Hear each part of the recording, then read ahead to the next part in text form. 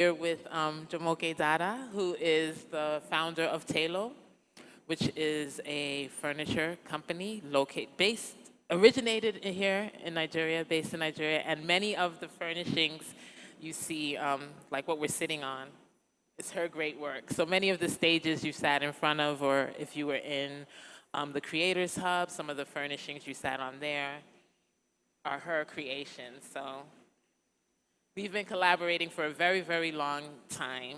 So I'm excited to get a chance to chat with her. Not that we don't chat normally, but on a stage, that's always fun. So the topic today is leveraging tech to build a retail brand in Africa from the ground up.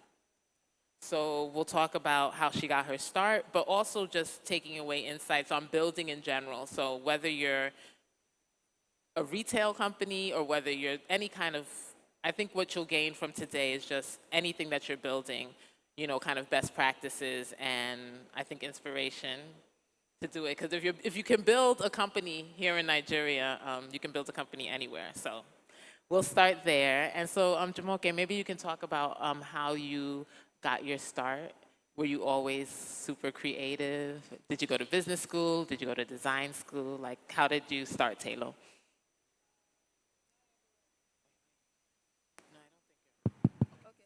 Hi, everyone.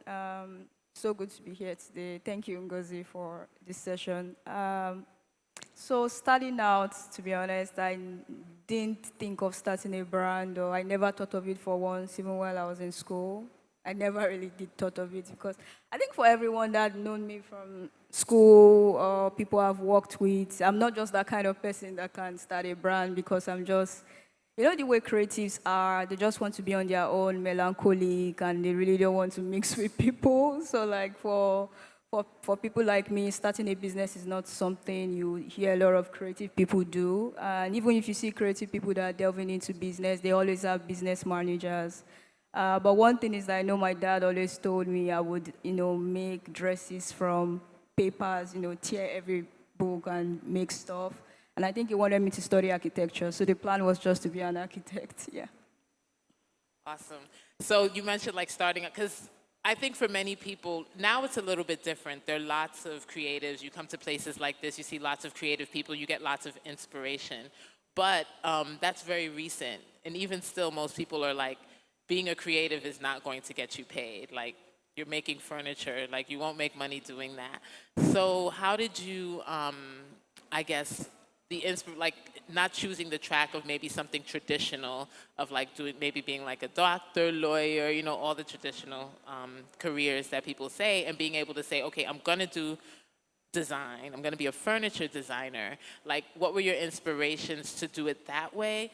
And like, what helped you get your start? Because I'm sure you didn't like immediately make furniture and started selling it. Like, there must have been something that was like, okay, this is the beginning of like my company. I would say that I was really like very lucky when I was in school to have worked in one of the biggest architecture projects. So that was like the reconstruction of Central Bank Nigeria then.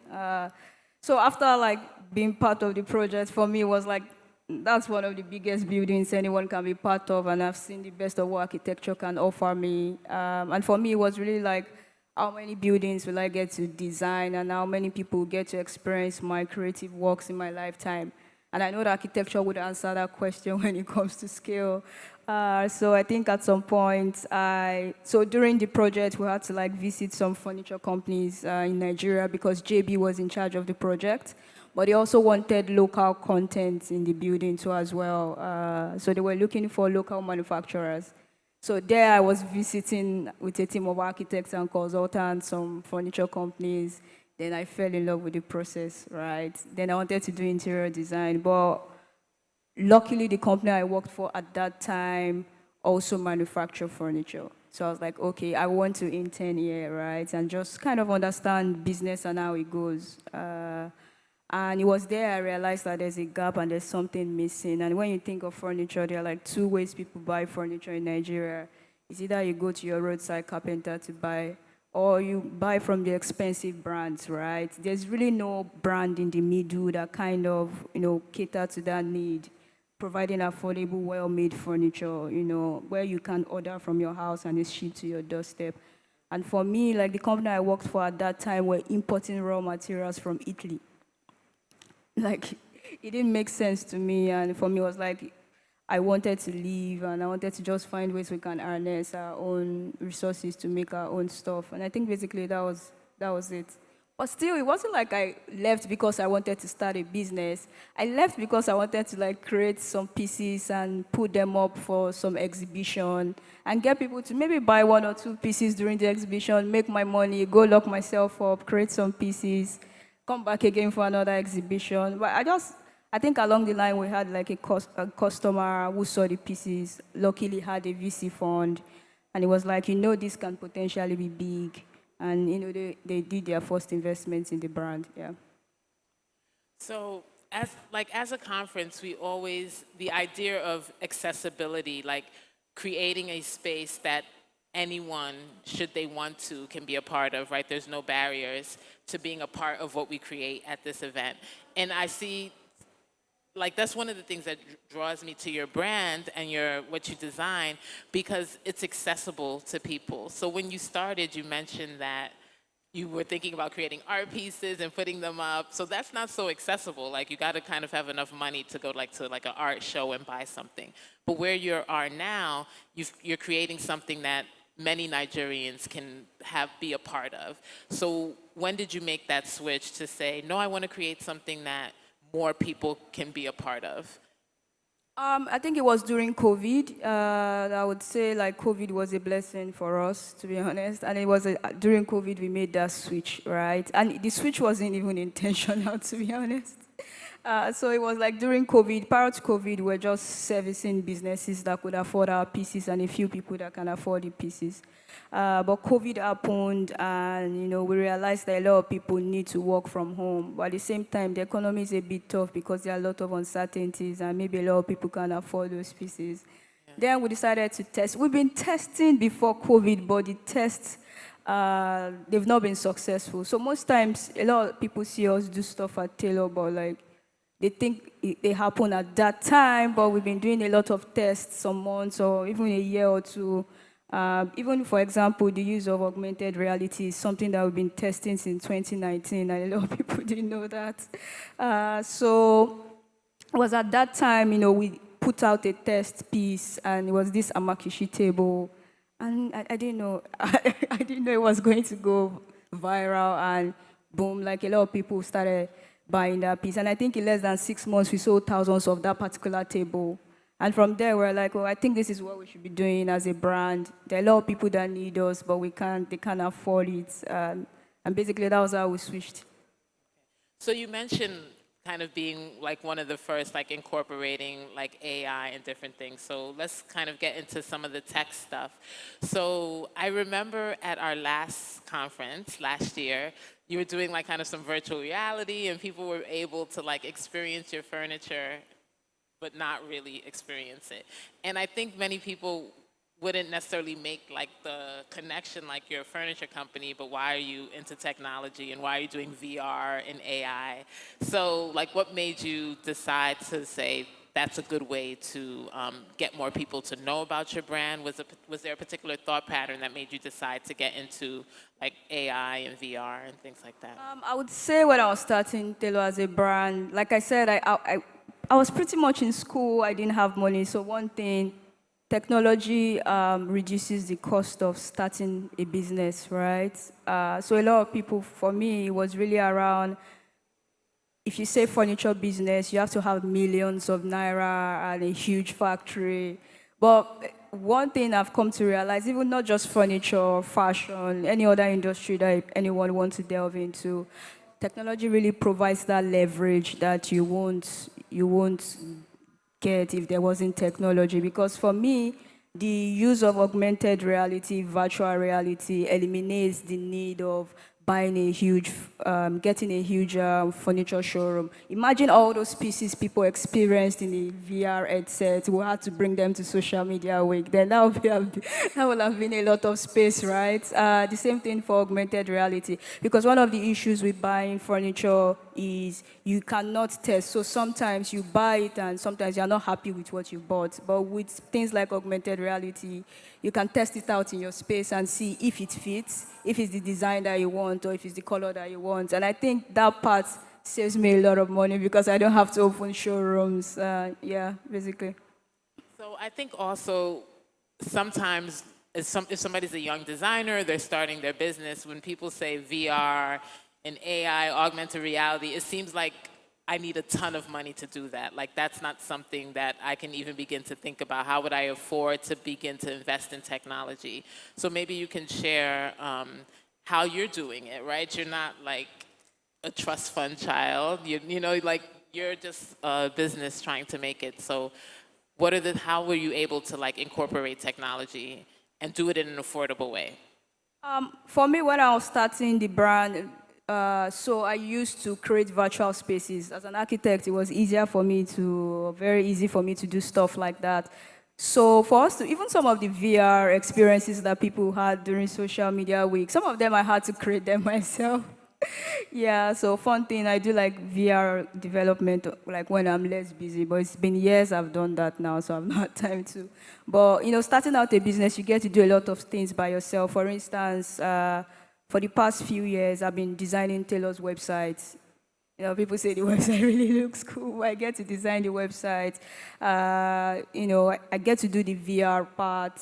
Now we now have like designers in-house that can help do a lot more stuff for us. But you know, in the early stage, like so, when you're delving into a business, it's very important that you delve into something that you're very passionate about, because that way, even when there's nobody around to help you do your stuff, you can always do it yourself. Yeah. So let's talk about that because you're saying, like, I'm sure people wouldn't expect to be like, you designed the website too, so you did the furniture, then after you did the furniture, you built your website, and you know, but that's kind of like the life of an entrepreneur. You do a lot yourself, and one of the challenges as well. So maybe you can talk about some of the challenges that technology, being able to have access to technology has solved for you. I think the first part is access. I would say, for instance, we don't have a physical sales team. At Taylor, we've never had to use salespeople go from door to advertise or submit proposals. And we're generating revenue, right? And we just finished fundraise, right?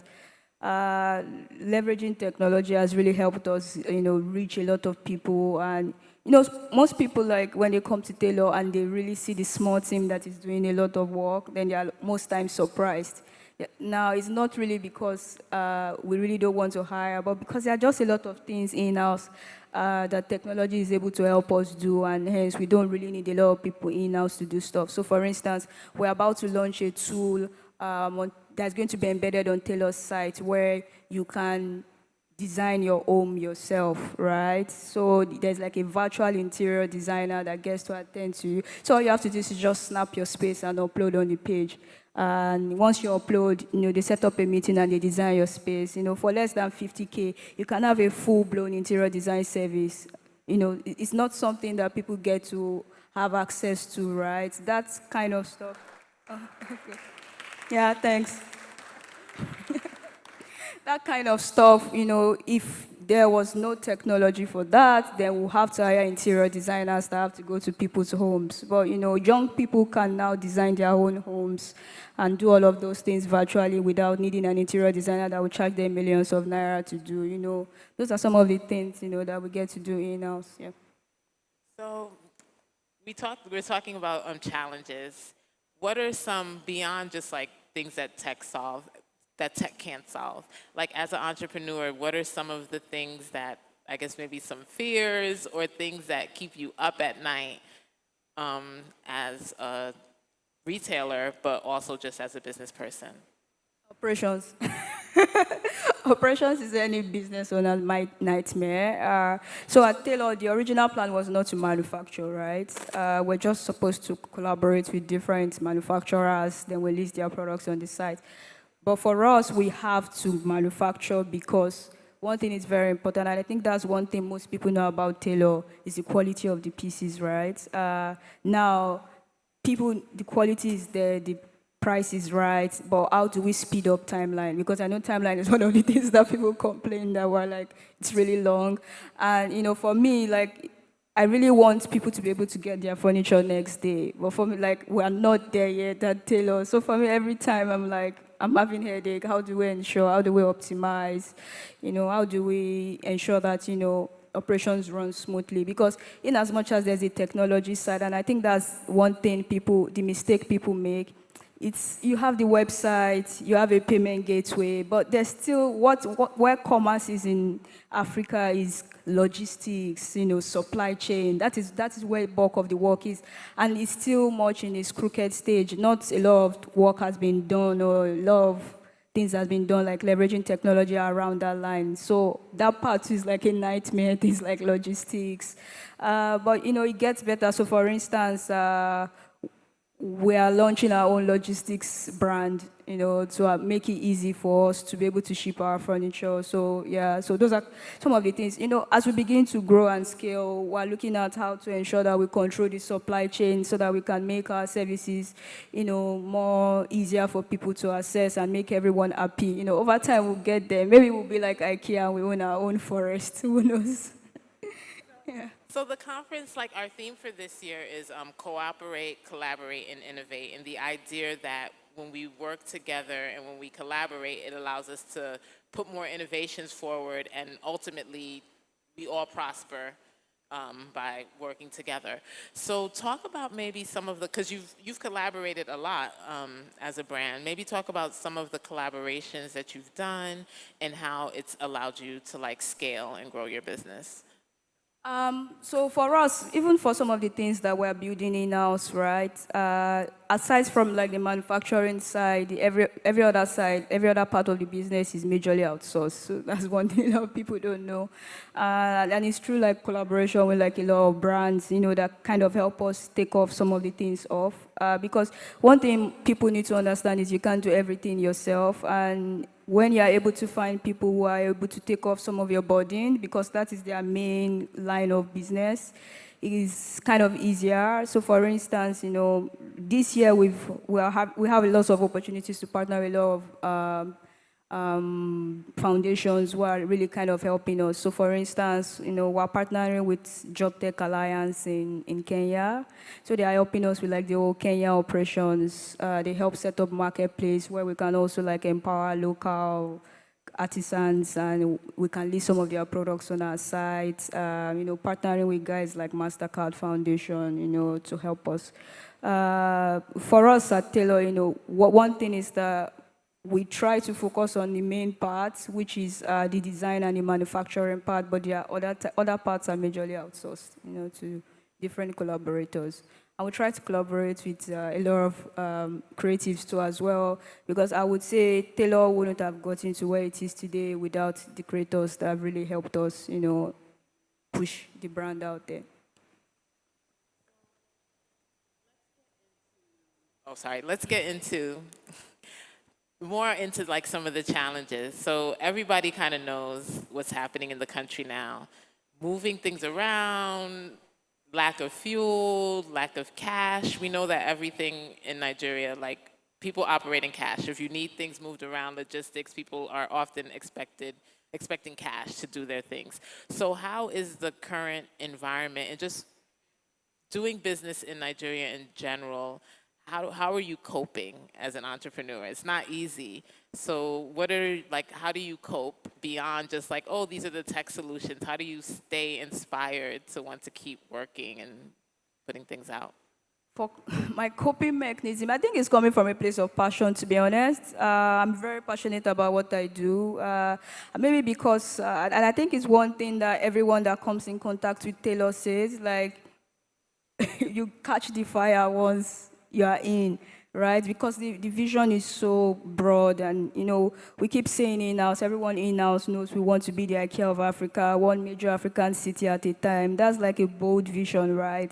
We're starting with Nigeria. They've seen the possibilities and we're just 4 years as a company, but we're doing what furniture brands that are like 20 plus years are doing, right? And I think, that passion keeps everyone in-house alive. Even though it's tough, when we remember the number of pieces we've had to ship, like last year we shipped 10,000 plus pieces of furniture. When I remember that at least over 5,000 people have my piece in their homes. Like, that's impact, I feel so excited. The headache, like maybe I might go back home and sometimes I feel like deleting the Instagram page or feel like shutting down and not doing it anymore. Yeah, I feel like that every time. So it's not like I feel good every day. But, for me, it's really not around the revenue, but it's really around how many pieces we get to ship and how many people are excited. Sometimes you see people put up posts on Instagram and they're like, oh, my tailor piece just arrived. Sometimes I'm just like, oh, wow, like someone really appreciates it. So, I think it's that. So even though it's tough, when you remember, even the times I want to quit, when I remember that, there are a lot of people who made their lives so easy because we exist. I think I just kind of keep moving, yeah, and hopefully encourage everyone on the team to keep moving. Thank you.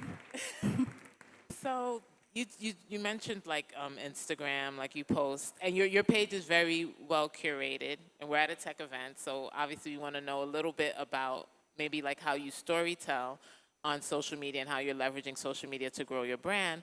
But I think also talking about it's not easy existing as a brand in social media. Like, Nigeria is a very interesting place when it comes to social media because we operate very differently than other people do. Like, we really use social media like to talk to one another as opposed like a comment's not just meant to be like, oh, that looks great. It's like I'm coming in here to like drop something here and I want everybody. So like people kind of sometimes can come for you and it can be very, especially if you're a brand, but not only are you a brand, you're a person, right? So it's not like somebody coming for like a bank and it's like somebody's coming for you and what you do is very personal to you. So I'd like to hear one, how you're leveraging social media, but then also talk about how do you deal with like irate customers or just people who have issues with you for whatever reason and being able to navigate that as like an entrepreneur. I think social media is really very important for us at Taylor. Like almost everything is built on like the website and social media because that's like the way we kind of showcase what we have to offer to a lot of people. So like basically, I think even Taylor started on Facebook, Instagram. So social media has been like a huge part of Taylor as a brand. And I feel like most of our customers come from there. Like I said, we don't have a showroom. We don't have salespeople. So social media is like our main propagator of our messages, right? But social media has pros and cons. Yeah, a lot of people get to see it. The same people on social media that get to praise you, that get to drag you when things happen. But one thing I've come to realize is when you have backlash on social media, maybe from my own perspective, or it's something that I've come to realize is, most times they are doing it out of love and frustration from the brand. Now, I'll say that from Taylor's perspective, and it's really like, oh, you guys were supposed to be the care of Africa. You guys were supposed to be there for us. You're supposed to deliver to us on time.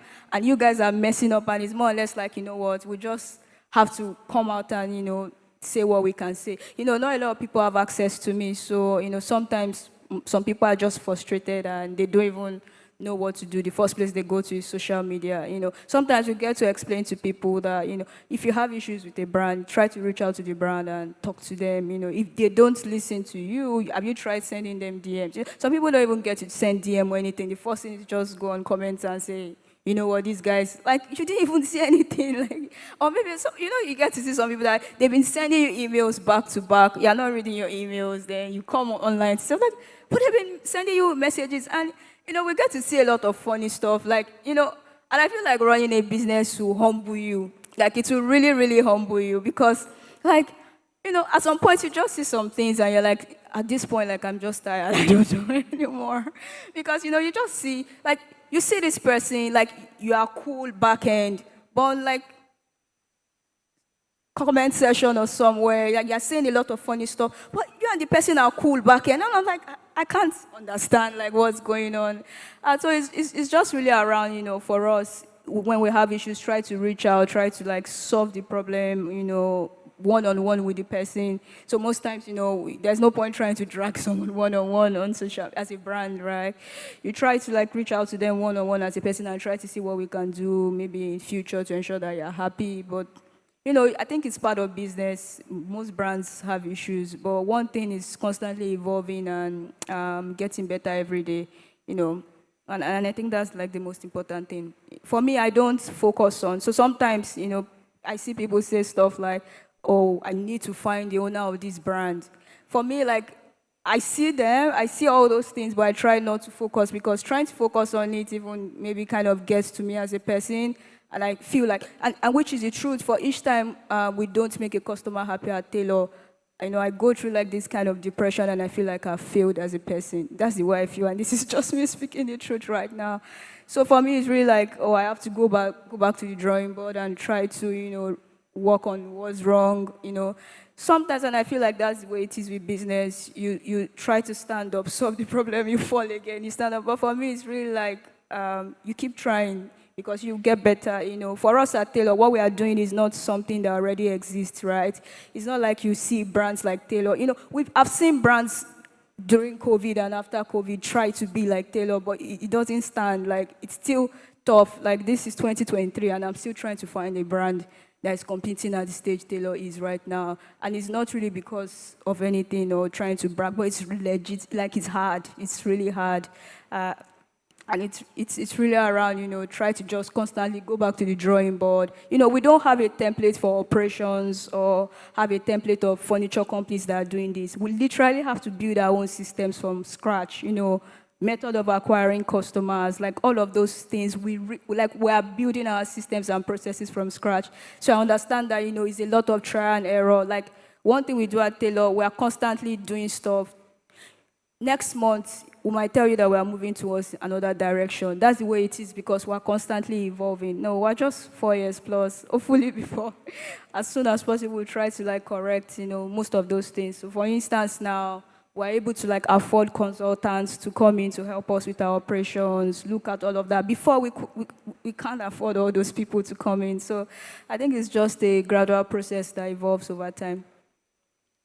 So I think oftentimes it's like entrepreneurs or people building things, you're so into the work, the day-to-day work, that sometimes you don't see how far you've come, right?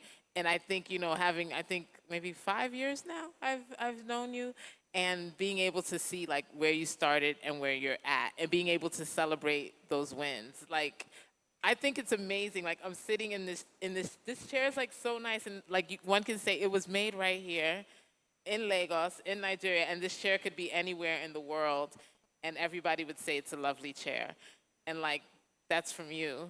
This woman sitting right here, did that. This is your stuff. So I think sometimes we don't realize the magnitude of what we do and the impact. Like you said, your chairs and your tables are actually in people's homes. And it's not just oh, that's a chair and a table. It's probably a young person that wants to have a really beautiful home when they come back from work. They could be happy about their space, but maybe they never really thought they're I need to be management level, or see, I have to have a certain income level before that can happen, and maybe it might not happen. But you've created something that is very, very accessible. So, you're making a lot of people happy because they have homes that they love. And so that's really big. So I want you to share some of your wins. I think it's important that we celebrate what our wins are. Everybody now says give people their flowers while they're here. So what's some of your biggest wins that you're really proud of? I would say I think the first one was in 2019 when we raised our first seed round. I was extremely happy because I didn't know. So one thing we've been able to do with Taylor is to show that it's possible to run a tech-enabled furniture business. Last year we finished a $2.5 million round. A lot of people didn't believe it, right? Because it was this is not fintech, it's not whatever tech they call it. This is someone selling furniture online and it's raising this kind of amount, right? And I think at that point, it's something that, I feel good when I see how much more people kind of appreciate the work that we've done at Taylor. You know, sometimes, like, most people don't know me as a person, but most people know Taylor as a brand. So one time, like, when you, like, get to say, oh, Taylor, and you get to say, oh, I have their piece. Oh, my friend told me about it, I'm about to order. Like, you know, that, you know, I feel proud every time, you know, people get to say that. And I think another moment I was, like, particularly proud of was my first furniture piece that I delivered to a customer, and it was the Lebanese. And, you know, the man was like, oh, who is this small black girl? Like, what's she coming to do? But I think at the end of the day, he saw the piece, he was happy, and he told me one thing, and I think that day was Independence Day, and he was like, people like you will make Africa proud. And, you know, that moment, I felt so proud of myself. And, you know, sometimes when I want to give up, I'm like, okay, people like who make Africa proud. So I keep moving. Yeah, I think those moments were like golden moments for me. And so one more question, and then I hope people here have questions as well.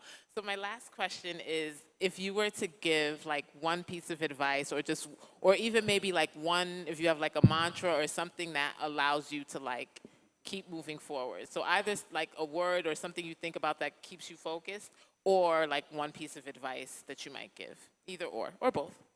I think it's so I like lock in. I don't listen to outside noise or what people have to say. For me, every day, even right now as I'm seated, like I'm kind of seeing the future in my head. So like every time it's really, or for me, like maybe my goal is to maybe list on Nasdaq one day. You know, like for me, it's really like what's in like keep moving, keep moving. I don't get to hear what anyone is saying. So sometimes the negative vibes, maybe positives, even sometimes some of the accolades, you know. People say sometimes, oh, you are so humble about everything. It's not like I'm being humble, it's just that, you know, the journey is still like really very long. And I think my advice to anyone, you know, and this advice is not for everyone, is just to keep moving, you know, just keep moving, like don't look left or right. And I think I always try to share the story of Moses at the Red Sea, because it's that story that kept me going. When I was starting Taylor, I read a lot of books, and I think I really read a book on the Jewish phenomenon. It's really like the story of the Jewish people and how they are very successful, why they are a very successful culture. And I think like they teach them this part in the Torah that talks about the story of Moses at the Red Sea. And you know, even though like the Red Sea is in front, there's no way, there's no path. You know, it was just, you just have to keep moving. Somehow, like the Red Sea will just part itself and there will always be a way. And I think that's really like my kind of story, because yesterday night I was really reflecting on a lot of stuff, and it's really like at the last minute there's like a way somehow. And my best song is this song by Mariah Carey and Whitney Houston. So for anyone that's trying to start anything, don't listen to anyone. Just keep moving. Like even if you are going to drown in the Red Sea, just keep moving. You survive. Don't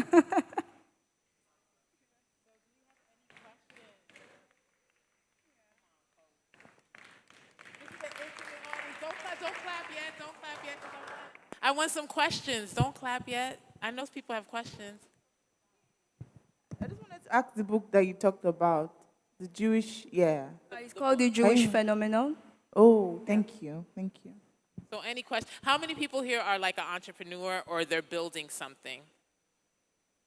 Okay, that's like most of you. So you got it straight. You're already in line to make millions and millions of dollars. You have no questions from somebody who raised to. Oh, yeah. Okay, great. Hi, my name is Lucia, and I just want to say I really appreciate your session and sharing how like you've been having challenges and how you feel like, I think when you said you wake up one morning and you feel like as if I should just delete this Instagram account, I've never loved a session more than that, because as much as you want to give like a very positive, and you also still want to make other people who are creating something, building something, also know, okay, this thing you're feeling is not strange. Other people are feeling it as well. So my question would be that Taylor as a brand, very interesting brand. I've actually followed it a number of times. I remember when you guys had your stand a couple of years back in Social Media Week, and you had this stressed ball thing. Since then, I've been following the brand. But I'm curious to know, like, I feel the pieces are a bit limited on the website, and I don't know if there are plans to like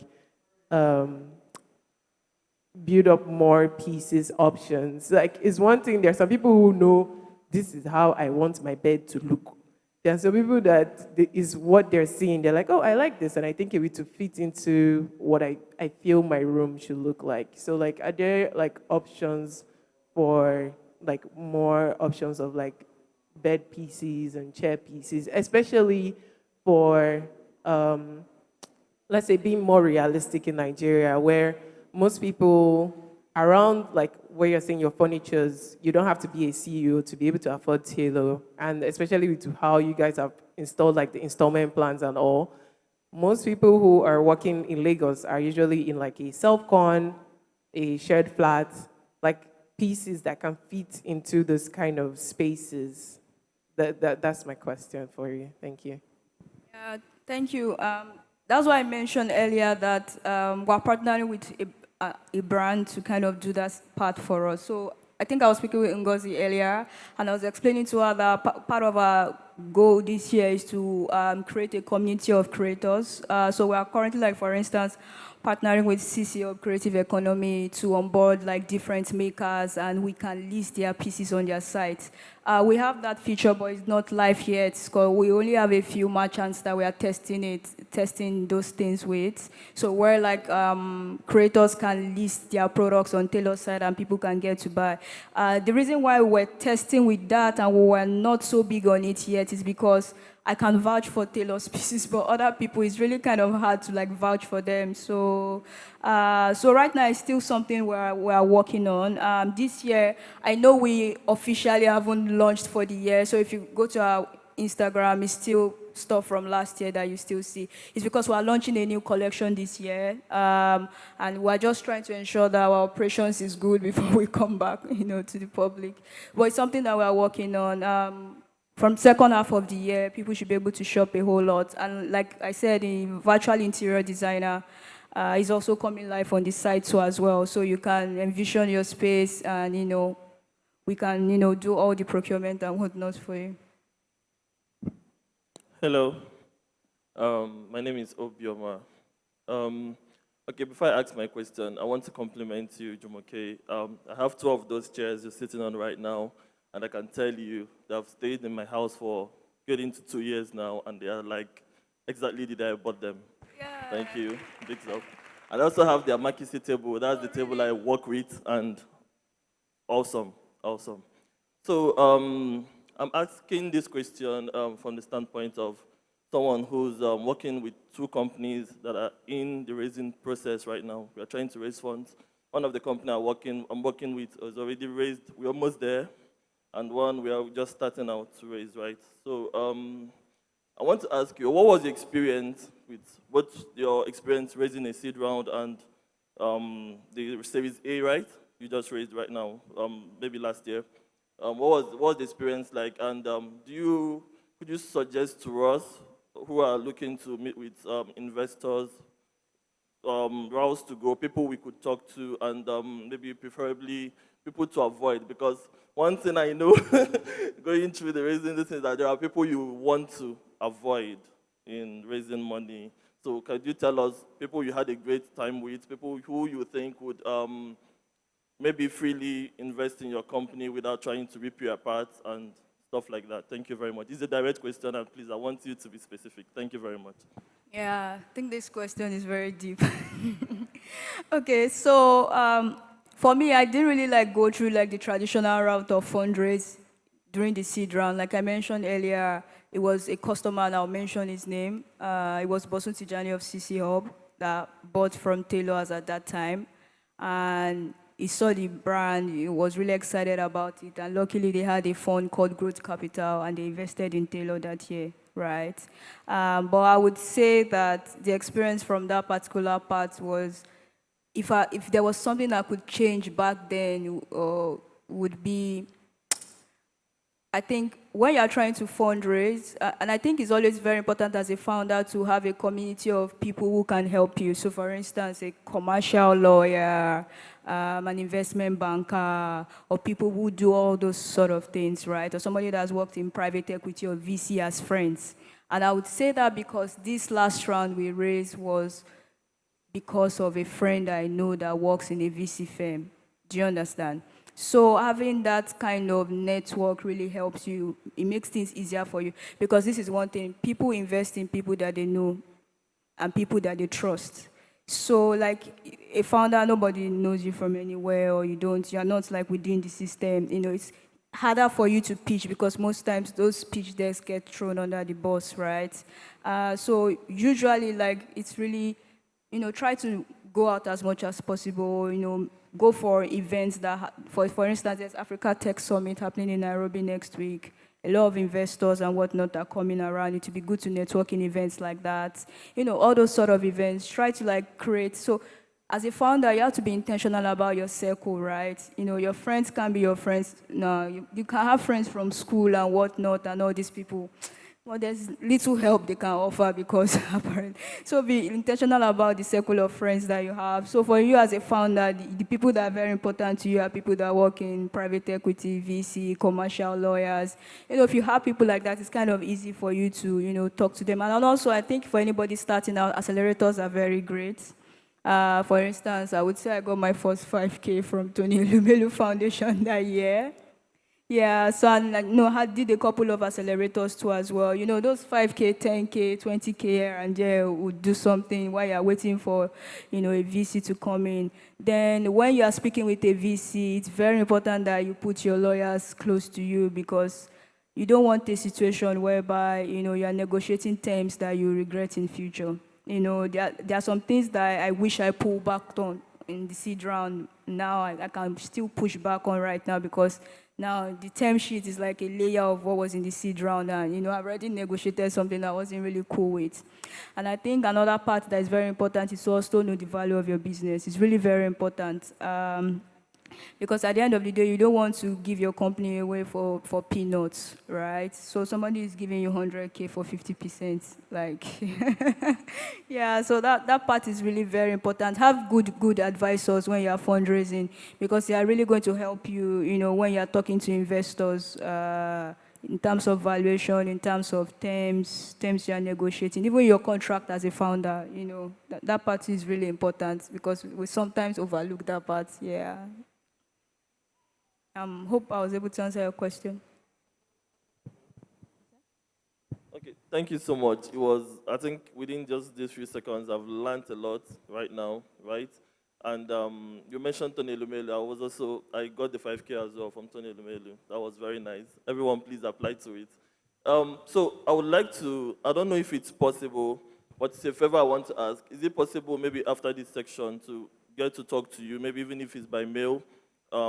Maybe you can follow up with the advisory and tell me how to move forward with it, because one of the companies I work with, we've already raised some funds, but we have a target. We've not gotten to it, but we've made like half of it. So maybe moving forward, I would like to be in conversation with you, maybe get to know other things you would like to share with me as well. I'd really appreciate that. Yeah, and I think this is for people that are raising funds so as well. There are lots of syndicates right now, that, you can put up your business, send your pitch deck to them, and when they're like doing I think Oak is one, CC Up Syndicate is one, Future Africa is one.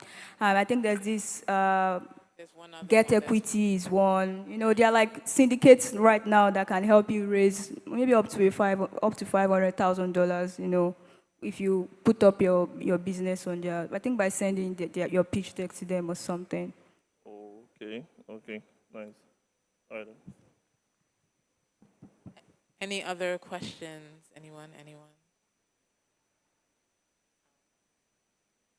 Hi, good evening. Yes, so I wanted to ask you a question. I'm a business owner. I work as a makeup artist every other day.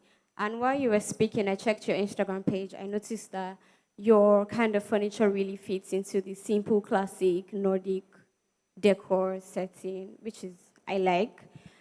But then as a makeup artist, like relating that to what I do, I have like a niche. Very simple makeup, and then to some people it feels like I'm not creative. Because like you can't do this, the sharp contour and everything, but like this is how I like to do my thing. So do you think it's advisable for a business to just stay within that niche, or do you think, like you have your furniture the way you do your thing? Do you think, it's good to diversify into other places so people think you're creative, or like just stay and then, yeah? I think my advice would be experiment a lot as a business. Like I said, at Taylor, we're always experimenting. Like I said, initially we're doing B2B before COVID, but we've been experimenting with D2C, right? And luckily it picked up. And to be honest, when we tried to launch the Amakishi table, we didn't use Taylor to launch that table. we had another like brand that we had to put up to launch the table. When like the products really picked up and a lot of people were buying, and we had to move it back to Taylor. So my advice would be always like experiment, because customers' feedback is really very important. People want more stuff, people want to see other stuff. You have your own style, but you can experiment along your style, right? I won't do the bulky, carving, funny looking. I won't do that because it's not my style. And we're all different. We have our own styles, right? Like, this is my style. This is my vibe. I won't do the classic, funny looking, Chinese looking furniture. This is what I want to do. And, and it's really funny how if you strongly believe in what you put out, people buy it. So one thing at Taylor is, if we put out a piece of furniture today and this is the color that we want to sell, 90% of purchases is that color and whatever we put out, yeah? So I really think, keep pushing what you believe in, your style, because you know what, there's a market for your style. There are people like, for someone like me, I'm not the heavy contour. I don't wear makeup personally because I can't even see, the time to see that is a problem for me. But like, for anyone doing makeup for me, it's always like, I really want something like almost nude, natural. Like there's a mark. But another thing you can try to do is to ensure that you reach the people that need your services. Who are the people that you're advertising to? Are they like the babes that want to look like Beyonce with a, I don't know, let me say, you want to look like Beyonce, but you have another type of face. That's not your target market. It might just be, your market might just be business executives. They don't have time. They still want to look good, but they don't want something heavy. So for your type of makeup, it's not for maybe beauty bloggers or stuff like that. It's just maybe for people like me or Ngozi, or people who just want to still look good, but they don't want to. So it's very important that you understand what your customer segment is and market to them. And I think we're very deliberate when we started Taylor. When we're running ads in the early days, we weren't targeting Yaba and all these other places. We were targeting like EVI. And it was because these are the kind of people that kind of appreciate this kind of stuff. Then when the brand became really popular, then we opened it up to other people. So that part is really very important.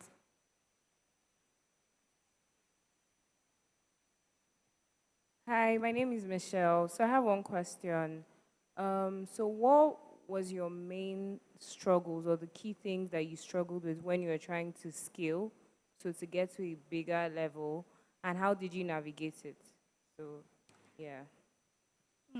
I would say after COVID, for instance, we started seeing lots of traction, to be honest. We got lots of backlash too as well. But we needed funds to expand what we've done, right? And I think it's really around, and because we're not fintech or any of these other types of tech, it was harder convincing investors to invest in us. And because of that, we had to do more work, right? We had to prove traction. I had to show that I've done $1 million in revenue before any investor will even look at my side. And I think that part was like the most challenging part. But one thing that we've done at Taylor, and I always preach continuously, is that continue to stay lean no matter what, so that even when there are like downtimes, you can still keep up with operations and keep up with stuff. Yeah. All right. Good evening, Yemi. Thanks so much for that beautiful section.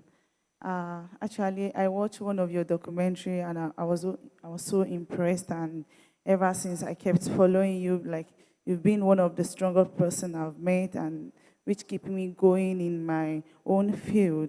I'm into fashion, I create ways. But I want to ask you a question that it has kept eating me ever since I watched your documentary, actually. I was like, how did you know this will work out for you? How did you know this will work out for you? like subsequently. Because, you waking up one day and looking at yourself like, I want to venture into furniture, it's unrealistic as a female. And, in the circle in which we find ourselves, we look at females as feeble people who can handle ethic things. And here you are into something as gigantic as that. Let me put it that way. Because, and again, when I came in on Monday, when I feel these settings, it dropped in my mind that I feel this is Taylor's settings. I never knew you were even the one, but that is your signature everywhere. And these are things whereby young entrepreneur look into and just feel like this that I'm into, will it actually work out for me? Then here you are, I'm seeing you physically, I'm so proud of you. Then how did you know this will work out for you?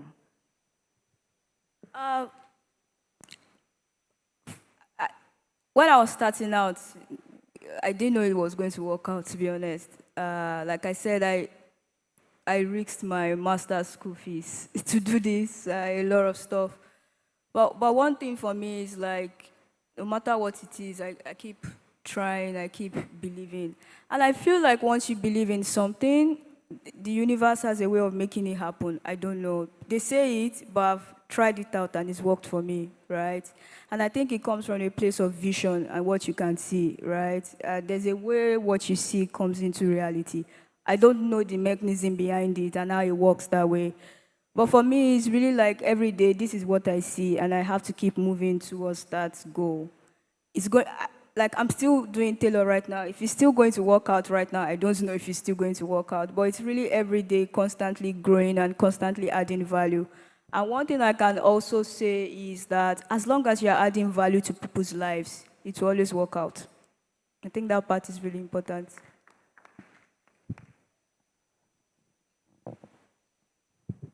Hi, my name is Kewa, and I really enjoyed this session. I just wanted to ask a little thing. So how do you identify talents? Because you're dealing with like skillsmen and artisans. It's a difficult thing dealing with artisans. So that's what I want to ask. How do you identify the talents, and how are you able to work with these artisans? Thank you. For artisans, I think in the early stage, we had lots of issues dealing with them, issues because we didn't really understand them.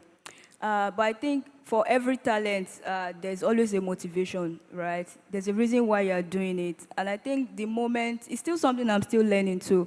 The moment you're able to understand why someone wants to work here or why someone wants to do this, if you're able to tap into that why, then you're able to like engage them and keep them. So for instance, even the artisans at Taylor, they bring in their friends, they bring in referrals because, for instance, we are able to create a model that works for them. They are not on a salary, so they're on something called pay as you go. You get paid by whatever you make. And you know that whether you waste your time, whether you decide not to work, you're burning your money and you're burning your time. And with that, people are able to work. And as long as, you don't get to owe them and they're happy coming to work, and you have a good vision, because one thing I've come to realize is, even up to the vendors that supply us wood at Taylor, one thing they keep telling me is, oh, Jumoke, we understand that Taylor is bigger than you, right? The vision is bigger than you, and we're happy to support you. Once you have that vision that people believe in, your team believes in, no matter what, they are always happy to, be part of the system. And, we have people that have been with us, artisans that have been with us for years, and, they are still there, and they are having, like, more people come on board. But initially it was tough because we didn't understand what their motivation was. Yeah.